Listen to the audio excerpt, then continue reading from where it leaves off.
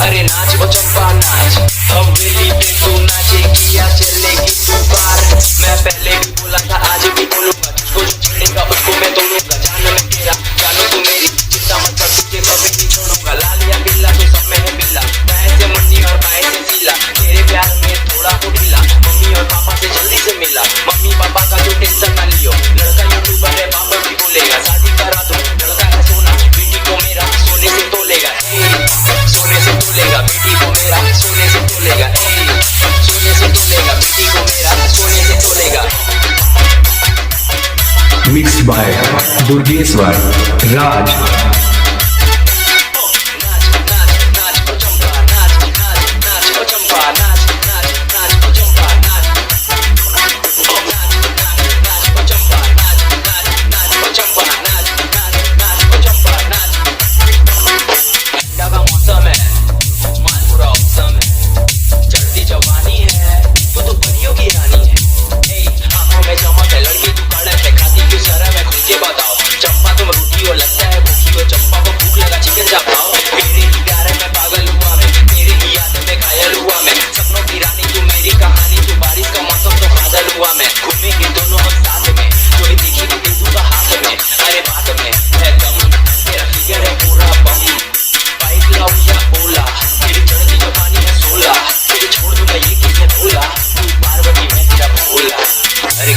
चंपा ऐसा दिखते कि तू गान सुना, एक लव यू तो बोले बे। I love you।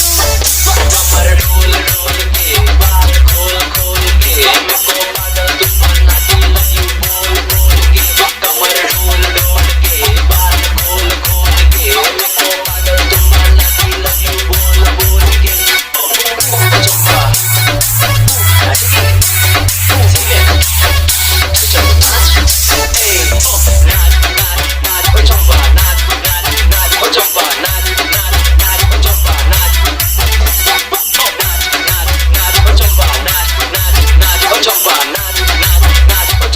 Mixed by Durgeshwar Raj.